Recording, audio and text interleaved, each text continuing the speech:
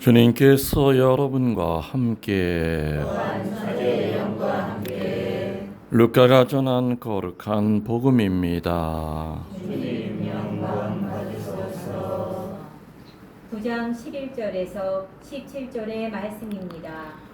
그때 예수님께서 군중에게 하느님 나라에 관하여 말씀해 주시고 필요한 이들에게는 병을 고쳐 주셨다. 날이 저물기 시작하자 12 제자가 예수님께 다가와 말하였다. 군중을 돌려보내시어 주변 마을이나 촌락으로 가서 잠자리와 음식을 구하게 하십시오. 우리가 있는 이곳은 황량한 곳입니다. 예수님께서 너희가 그들에게 먹을 것을 주어라 하시니 제자들은 저희가 가서 이 모든 백성을 위하여 양식을 사오지 않는 한 저희에게는 빵 5개와 물고기 2마리밖에 없습니다 하고 말하였다. 사실 장정만도 5,000명가량이나 되었다. 예수님께서는 제자들에게 이르셨다. 대충 50명씩 때를 지어 자리를 잡게 하여라. 제자들이 그렇게 하여 모두 자리를 잡았다. 예수님께서는 빵 5개와 물고기 2마리를 손에 들고 하늘을 우러러 그것들을 축복하신 다음 떼어 제자들에게 주시며 군중에게 나누어 주도록 하셨다. 사람들은 모두 배불리 먹었다. 그리고 남은 조각을 모으니 12광줄이나 되었다. 주님의 말씀입니다.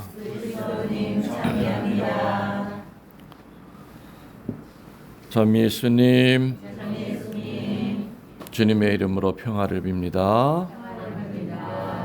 행복하시죠? 네. 저한테도 물어보실까요? 말이라고 합니까? 행복하지요.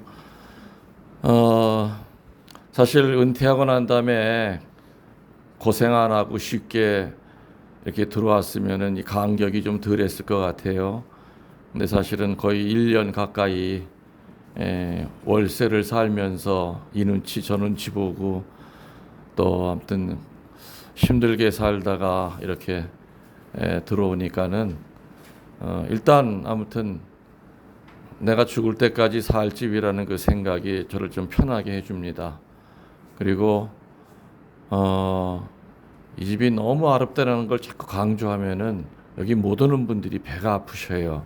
그래서 그건 제가 약 올리는 것 같아서 얘기를 안 하고요. 다만 내가 여기 와가지고 한 가지 치유를 받은 게 있어요. 저는 2015년도 그 바이크 사고 난 이후부터 거의 7년 동안 수면제를 못 끊었는데 여기 와서 끊었어요. 끊어가지고 좀 제대로 치세요. 7년이면. 근데 사실은 그 수면제가 두려움을 항상 줬어요. 내가 오늘 수면제하면 잠 분명히 안 올 거야 하는 그 두려움이 먼저 왔어. 그래서 막 졸려서 침대에 들어가면은 내가 수면제 안 먹었기 때문에 잠을 못 자지? 그 생각이 먼저 들어오니까 그게 나를 아주 휘어잡고 살았어. 걔 종이 된 거예요, 내가 7년 동안. 정말 수도 없이 노력을 많이 해봤는데도 쉽지 않았는데 여기 와서는 그냥 첫날부터 그런 두려움이 없었어요. 그래서 마치 내가 교통사고 나기 전에 그 잠자리처럼 지금은 뭐 그냥 아무데나 그냥 누우면 잠을 잘 수가 있는 상황까지 됐죠. 그래서 완전히 지금 전 해방이 됐고, 그래서 일단 이 땅이랑 나랑 맞는구나. 응? 그리고 어제 이제 처음 신자로서는 저 도령 토마스가 저 방에서 이제 처음 잤는데 뭐 아침에 일어나더니 신부님 저 한 번도 안 깨고 너무 깊이 잠들었다고. 그래서 굉장히 사제가 이렇게 머무는 장소로서는 굉장히 뭐 궁합이라고 그럽니까? 뭐 세속으로 시하면 잘 맞는 것 같다 생각이 됩니다. 일단 집이랑 이제 차고는 저어줬고요. 이제 조경 회사에게 의뢰해서 이제 디자인이 나오고 아마 시작하면은 내년 1년 정도는 계속 조경을 해 나가게 될 겁니다. 그리고 조경은 그냥 뭐 잔디밭만 깎는 그런 조경이 아니라 현대적인 조경, 또 한국에서는 처음 시도되는 조경을 할 겁니다. 뭐 그 영어를 풀이해 보니까 재생하는 정원 뭐 그런 의미가 있어요. 유럽 쪽에서는 그런 정원이 많이 있지만 한국은 주로 정원이 그냥 땅 파서 엎었다가 다시 뭐 그런 개념인데 이건 그런 개념이 아닌 것 같아요. 또 굉장히 기대가 됩니다. 그래서 내년 이맘때 되면은 뭐 뒤에 있는 저 뭐 내 밭은 아니지만은 복숭아밭과 어울려져서 주변 경관과 어울려져서 굉장히 아름다운 장소가 될 거라고 생각이 됩니다. 그리고 여러분들이 지금 미사 드리고 있는 이 장소는 그 전집 여기 내가 보러 왔을 때부터 여기는 미사하는 장소다. 그렇지만 워낙 날림이었기 때문에 애치빔을 다 새로 집어넣어서 그 전에는 10명도 못 올라갔어요. 전부 다 무너지기가 쉽기 때문에. 하지만 이제 완벽하게 완전히 그 새 집이 된 겁니다. 그 전 집과는. 그리고 지금 벽에 보면은 저 맨 위에 십자가 있죠. 저 십자가는 또 사연이 있는 십자가예요. 내가 진천본당 신부할 때 거기서도 저는 이제 성당을 다 완전히 다 바꿨습니다. 근데 그 종탑에 문이 열려 있어서 비둘기들이 하도 많이 들어가서 그냥 종탑 밑에가 거의 뭐 한 30cm 정도로 이렇게 그냥 그 쌓였어요. 그래서 이제 비둘기를 못 들어오게 해야 되겠다 해가지고 일단 그 안에 있는 그 퇴적물을 제가 올라가서 이제 삼지창이라고 그럽니까? 그래서 퍼서 밖으로 던졌는데 던지다가 이 쇠스랑이라고 그럽니까? 정확한 용어를 모르겠네. 거기에 뭐가 쇠가 딱 걸렸어요. 그래서 뭔가 했더니 그냥 비둘기 똥으로 그냥 완전히 범벅이 된 저 십자가 형태가 눈에 보이는 거예요. 저게 긴 거예요. 그래서 이게 뭐에 썼을까 보니까 행렬할 때 쓰던 그 십자가야. 그래서 나중에 거기 오래된 노인네한테 물어보니까 정확히는 모르지만 옛날에 6.25 때 아마 여기다가 미국 신부님이 종탑 위에다 숨긴 거예요. 안 뺏기려고. 근데 참 진천 신녀들도 어지간하죠. 70년 동안 종탑을 한 번도 안 올라간 거야.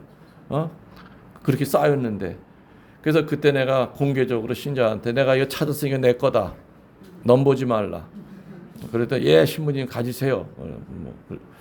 그 얘기를 듣고 그 밑에 부분은 사가서 잘라버리고 그 위에 부분은 아주 유명한 복원 레스토레이션 하는 그 복원업자한테 맡겨서 저걸 복원을 한 거예요. 근데 놀랍게도 예수님의 몸은 대개가 나무예요. 그러면 70년 동안 그 퇴비 속에 썩기는 없어졌겠죠. 근데 쇠였어요.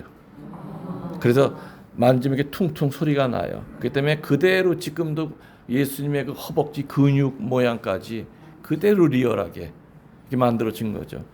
그래서 저는 항상 그때부터 저 십자가는 제 침대 위에다 항상 걸고 살았어요. 근데 여기는 이제 주님 계실 곳은 여기입니다. 제 침실이 아니라 이쪽으로 모신 거예요. 그런 사연이 있는 그런 특별한 십자가고 그 하나하나 그 이 문양을 보면은 정말 정교해요. 아마 저거는 굉장히 오래된 십자가일 거다. 미국 신부님이 그 옛날에 갖고 왔던 거니까 6.25 훨씬 전에 갖고 왔던 거니까 적어도 아마 150년 이상은 되지 않았을까. 이제 추측 적어도. 뭐 그리고 그 밑에 있는 성인유에는 서운동 성당에 있을 때는 서재 벽에 이렇게 모셔져 있던 겁니다. 저 성인유에는 아직도 신비해요. 왜 저 많은 유해가 이 김신부한테 왔는지, 그건 또 궁극에 어떻게 하라고 하시는 건지 기도 중에 풀어야 될 문제지만은 워낙 성인 유해가 많다 보니까 한 분 한 분을 성광에 모실 수가 없었어요. 그것만 해도 뭐 어마어마한 거예요. 그래서 이걸 어떻게 해야 되느냐? 그냥 유해를 외국에서 받아오면은 일단 이제 금고 속에다 이렇게 놓죠. 근데 되게 좀 미안했습니다. 금고에 짱 넣어놔야 되니까 숨도 못 쉴 것 같고. 그러다가 어느 수도원에 그 유해 모시는 걸 보니까 이렇게 액자에다 모시는 걸 내가 봤어요. 굿 아이디어. 그래서 하여튼 액자를 정말 튼튼하게 해가지고 위에를 전부 다 이렇게 액자에다 모시니까 액자 이게 지금 몇 개죠? 7개 안에 거의 80%는 다 모실 수가 있었어요. 나머지 못 모시는 분들은 내가 지금도 그냥 이렇게 낱개로 갖고 있는 성인 유해 분들도 한 20여 분이 돼요. 그래서 그것도 이제 뭐 하긴 할 겁니다. 그래서 아무튼 이 방은 저 십자고상을 비롯하여 역사가 있는 그런 그 특별한 홀리한 방으로 바뀌었습니다. 바뀌었고, 그리고 여기 있는 이 뒤에 이 방들은 정말로 기도하러 오고 싶은 사람한테 내어주는 방이지 뭐 펜션 개념으로 오는 그런 방은 아니라는 거죠. 그래서 주민 정말 며칠이고 저 금식하면서 한번 기도하고 싶어요. 그런 분들, 그래서 그런 그 홀리한 작은 방이고 또 작은 이 공간입니다. 그랬더니 우리 이 방에서, 이 다락방에서 여러분들 예수님이 부활하신 후에 어디 나타나셨죠? 다락방이에요. 그래서 전 이 집에 왔을 때 뭐 하여튼 날림으로 진 집은 건 처음부터 알았지만은, 그래 이 다락을 하여튼 리모델링을 정말 잘해서 내 머릿속에 그리고 있는 거를 우리 저 레이문더가 구현해 줬어요. 이렇게 만들어 준 거냐, 이런 식으로 해라, 천창 만들어 달라. 물론 굉장히 까다로운 주문이었을 겁니다. 그래서 한번 클라이언트가 왜 이렇게 까다롭나 뭐 이렇게 생각할 수 있겠지만은, 그래도 아마 본인이 만든 거 보고 본인도 아마 많이 뿌듯해하고 있을 거라는 생각이 됩니다. 그래서 여기는 우리 그런 장소고요. 그리고 강론을 하는 것보다 서론이 더 길었네. 여튼 오늘 무슨 축일이지요? 사실 제가 긴 사제 생활하면서 성체에 대한 얘기 정말 많이 했죠. 정말 많이 했어요. 그리고 성모님에 대한 얘기 정말 많이 했고, 그래서 또 간단하게만 조금 이렇게 얘기를 이렇게 드리면은, 초대 로마 교회의 박해 원인 중에 하나가 뭔지 아십니까? 몇 가지가 있어요. 첫 번째는 뭐 윤리를 깨트리는 사교 집단이다. 남녀가 같이 모여 있다. 뭐 두 번째는 언젠가는 불을 지를 방화범들이다. 왜? 예수님이 그랬잖아요. 세상에 불 지르러 왔다고 그랬잖아요. 그 얘기를 듣고 그냥 터무니없는 얘기를 했어요. 세 번째가 아주 중요한 박해원이었어요. 천주교인들은 인육을 먹는다. 인육. 핵에 망측한 사이비 종교로 탄압을 받아서 정말 말도 안 되는 이유로 인육을 먹는 사람으로 죽은 거예요. 우리 로마 때부터 우리 조선 박해 때도 마찬가지예요. 교회 초기부터 그리스도의 몸을 서로 나누어 먹기 위해 우리 모였었죠. 그죠? 성체 성혈을 나누어 먹고 마시게 모였어요. 이게 바로 그리스도의 가르침이었습니다. 그래서 초대교회 신자들은 그리스도의 몸을 서로 나눠 먹음으로써 세상을 이기는 힘과 지혜를 얻게 된 거예요. 우리 한국 초대교회 때에도 경상도 쪽에 신부님이 계시다는 소문이 들리면 전라도에서 수백 리길을 걸어서 찾아갔습니다. 왜 찾아갔겠어요? 성체영하려고, 그리고 고백성사 보려고. 어떤 이는 일생에 한 번 성체를 영했어요. 그리고 또 많은 신자들은 죽을 때까지 한 번도 성체를 못 영했어요.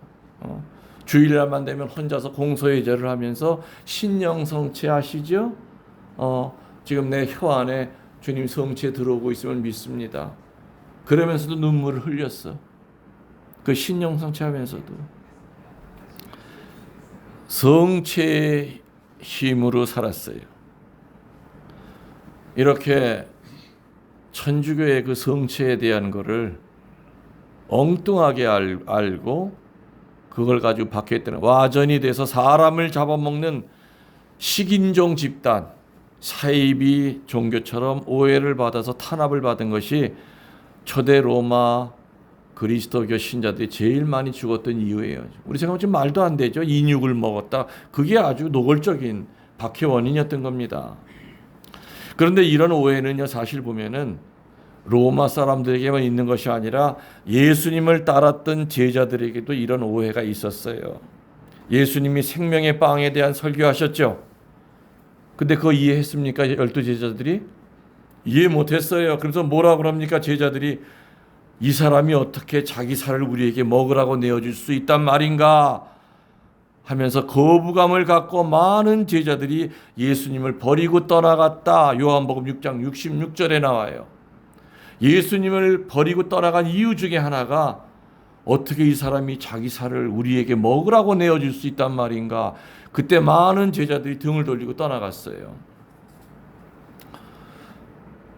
그 이후에 1500년이 지나서 소위 프로테스탄트들도 성체를 거부하면서 천주교를 떠나갔어요. 예수님을 떠나갔어요. 맞죠? 그래서 천주교와 개신교의 큰 차이는 신부 목사가 결혼하고 결혼 안 하고 그게 아닙니다.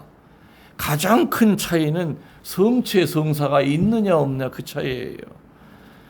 많은 분들이 개신교도 2000년 전부터 생긴 걸로 알고 있어요. 천주교도 2000년부터 아니죠. 천주교가 쭉 내려오다가 갈라져 나간 그 이유예요. 생명의 양식인 성체는 인간이 좀처럼 알아들을 수 없는 하느님의 사랑의 신비입니다. 따라서 이론적으로 따지기보다는 믿음으로 받아들여야 됩니다. 아멘. 어떤 사이코 기질이 있는 교우가 똘 기질이 있는 교우가 실제로 있었대요. 성체를 딱 받아가지고 먹는 척하면서 집에 가져가서 현미경으로 들여다봤대요. 그 안에 예수님이 계신가? 들여다보니 뭐예요? 결국에는 그냥 밀가루 세포예요. 그죠? 어떤 이가 성체를 가져가서 현미경으로 보았지만 밀가루만 보였다고 그래. 그러면서 에이 이거 뭐가 이게 예수님의 몸이야. 또 그 옛날에 200여 년 전에 밀라노에서 어떤 젊은 보호자 신부가 천미사를 드리면서 분심이 들었대요. 신학생 때부터 그것 때문에 고민한 거야. 이게 정말 내가 이 사제가 돼서 너희는 모두 이것을 받아 먹어라. 이거 내 몸이다.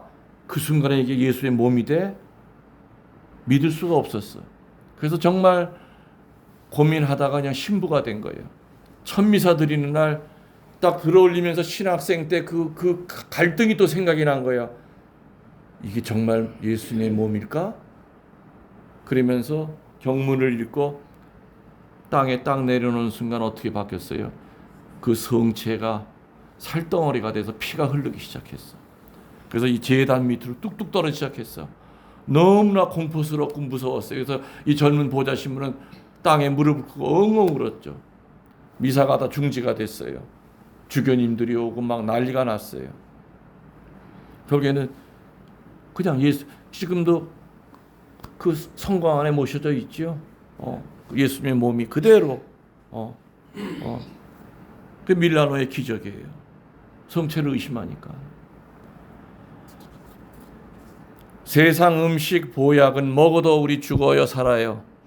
아무리 보약을 잘 먹어 우리 죽어요 살아요. 죽어요. 그러나 성체를 영하니는 영원히 삽니다. 아멘. 그래서 우리는 성체를 영할 때마다 무엇을 묵상해야 되는가? 첫 번째, 주님이 내 밥이 되신 것처럼 오늘 나도 다른 이들의 밥이 되자. 이거 묵상해야 돼요. 내가 어느 본당 신부할 때 새로 회장님을 임명했는데 그 회장님이 마이크 들고 첫 인사가 뭔지 압니까? 내가 감동 먹었어.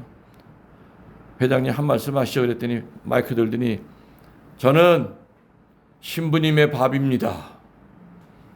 신부님이 하라는 대로 하겠습니다. 죽으라면 죽겠습니다. 그리고 저는요 교우들의 밥으로 살겠습니다. 단 2줄이었지만 엄청난 감동을 줬어요. 실제로 그 회장은 임기 마칠 때까지 내가 죽으라면 죽는 신용도 했어요. 신자들의 밥이었어요. 목에 힘 안 줬어요. 성당에 제일 먼저 와서 쓰레기부터 치우고 화장실부터 청소하고 거들먹거린 적 한 번도 못 봤어요. 저는 그때부터 그 회장님의 그 말이 계속 내 머리를 쳤죠. 그래서 어려운 일이 생길 때마다 주님, 저는 주님의 밥입니다. 주님 원하시는 대로 저를 잡수십시오. 신자들한테 서운한 마음이 들 때마다 저는 신자들의 밥입니다. 이 김신부를 먹고 교우들이 기운만 차릴 수 있다면 제 살인든 내가 못 내주겠습니까? 무엇인든 못하겠습니까? 그래서 여러분들이 성체를 영할 때마다 제일 먼저 묵상해야 될 것은 주님이 이 죄덩어리의 밥이 되셨듯이 나도 교우들의 밥이 되겠다. 내 자식의 밥이 되고 내 아내의 밥이 되고 형제 자매들의 밥이 되겠다고 하는 그 결심. 두 번째, 우리들이 성체를 영할 때마다 묵상해야 될 것은 반드시 치유가 일어나는 것을 믿어야 됩니다. 아멘. 그래서 성체를 영한 직후에 제가 어떻게 하라고 그랬어요? 그 성체를 영한 직후에는 성가 부를 때가 아니라고 그랬죠. 자리에 들어가서 예수님의 손으로 바뀐 그 내 손을 가지고 아픈 데가 있으면 손을 대고 치우기도 하라고 그랬어요. 예수님, 제가 심장이 안 좋습니다. 치유시켜 주십시오. 예수님, 제가 허리가 너무 아픕니다. 치유시켜 주십시오. 예수님, 제가 간경화래요. 새살 좀 나게 해주세요. 예수님, 제가 눈이 자꾸 망가져요. 눈 좀 치유시켜 주세요. 예수님, 제 역사 안에 들어오셔서 저 상처 좀 치유시켜 주세요. 저는 아버지를 용서 못해요. 남편을 용서 못해요. 나를 버리고 간 내 자식 새끼들을 용서 못해요. 믿는 대로 될 거라고 그랬잖아요. 맞죠? 맞아요. 그래서 제가 그런 얘기 자주 하죠. 그리스도와의 동일화. 이제는 내가 사는 것이 아니라 그리스도가 내 안에 사십니다. 누구 말씀이에요? 바오 사도 말씀이에요.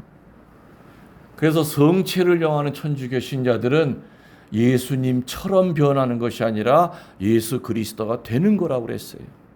성체를 영한 천주교 신자들은 예수님처럼 봉사하는 것이 아니라 예수님이 돼서 봉사하는 것이다. 3인칭이 아니라 1인칭으로 바뀐다는 거죠. 이건 갈라져 나가는 우리 개신교 형제 자매들은 절대 체험할 수가 없는, 상상할 수 없는 축복이에요. 그래서 여러분들 두 가지만 늘 성체할 때마다 기억하세요. 첫 번째 뭐예요? 주님이 내 밥이 되셨듯이 저도 다른 이들의 밥이 되겠습니다. 두 번째는 성체영할 때마다 아픈 곳에 여러분의 손을 대세요. 그리고 본당에서 성체영하고 난 다음에 그 거룩한 손을 가지고 집에 아픈 환자가 있으면 가서 안수를 해주세요. 자식 머리에다 손을 얹어주세요. 주님, 당신의 손이 내 딸 머리 위에 축복 내리고 계심을 믿습니다. 일하고 있는 남편 등을 한번 이렇게 만져주세요. 내 남편 몸에 치유의 기운이 저를 통해서 내려가고 있음을 믿습니다. 믿는 대로 될 거다 이거죠. 성체 성혈에 대한 이야기는 아무리 강조해도 우리 신자들은 지나치질 않죠. 또 사제들은 세상 잡얘기보다 강론 때에서 정말 성체 성혈이 얼마나 중요한가를 정말 강조해야 돼요. 그러기 위해서는 사제들 자신이 성체 성혈을 체험해야 되고 성체 성혈의 그 축복이 무엇인지를 본인이 깨달아야만 교우들에게도 강하게 힘있게 정확하게 전달할 수 있다는 거죠. 오늘 성체 성혈 대축일 날 이따 여러분들은 양열 영성체를 하실 겁니다. 1년에 한번 제가 일축일 되면은 여러분들이 성혈에 찍어서 여러분들이 드시게 됩니다. 여러분들이 그리고 자리에 들어가셔서 아까 얘기 드린 대로 아픈 곳에 치우기도 하세요. 손만 대면 이루어져요. 믿음이 여러분을 살릴 겁니다. 우리들의 신앙을 고백합시다. 전능하신 천주 성부 그 아들 우리 주 예수 그리스도님 성령으로 인하여 공정하게 되게 되어나시고 본시오 빌라도